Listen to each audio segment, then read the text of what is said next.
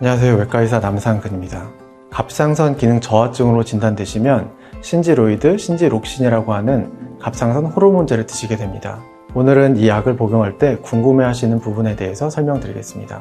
많은 분들이 아침에 일어나서 바로 드시는 경우가 많이 있습니다. 꼭 아침에 드실 필요는 없고 중요한 것은 공복에 드시는 것입니다.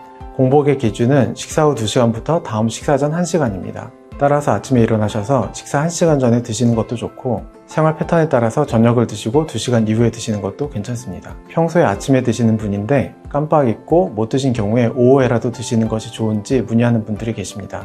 이럴 때에도 공복 시간에 맞춰서 늦게라도 식사 후 2시간 뒤에 드시면 됩니다. 며칠간 복용을 못하신 경우에도 같은 용량으로 다시 시작하시면 됩니다. 갑상선 약의 반감기는 일주일 정도입니다. 따라서 며칠 못 드시더라도 갑상선 약의 효과는 서서히 떨어지게 됩니다. 며칠간 복용하지 못한 만큼 한꺼번에 드시는 분도 계신데 이럴 때는 갑상선 기능 항진 증상이 나타날 수 있습니다. 따라서 며칠 못 드셨다 하더라도 원래 드시는 용량으로 다시 시작을 하시는 것이 좋습니다.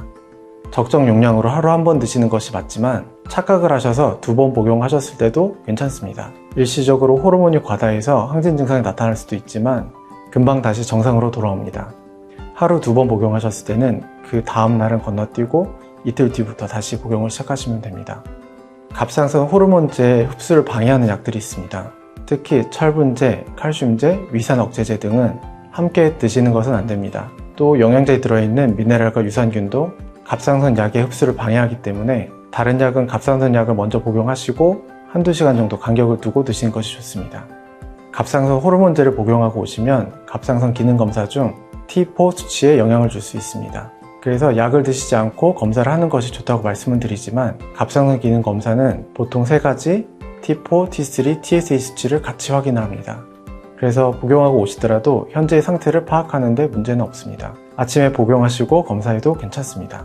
갑상선 호르몬제는 외부에서 만들어진 갑상선 호르몬이긴 하지만 우리 몸에서 생성된 호르몬과 같은 성분입니다. 체내에서 생성된 호르몬과 같은 성분이기 때문에 오래 복용하신다고 해서 부작용이 생기진 않습니다. 우리 몸에 호르몬이 부족하기 때문에 복용하는 영양제라고 생각하시면 됩니다. 갑상선 기능 저하증으로 진단받는 초기에는 적정 용량을 모르기 때문에 의사마다 경험에 따라 처방을 하게 됩니다. 갑상선 호르몬제 용량이 높으면 오히려 갑상선 기능 항진증이 올 수 있습니다.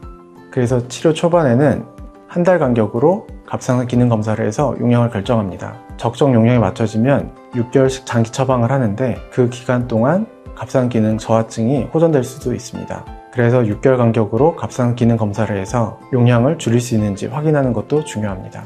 오늘은 갑상선 기능 저하증일 때 갑상선 호르몬제를 어떻게 드시면 좋을지 말씀드렸습니다. 장기간 복용하는 약이기 때문에 꼭 전문 병원에서 적정 용량으로 처방받아 드시는 것이 좋습니다.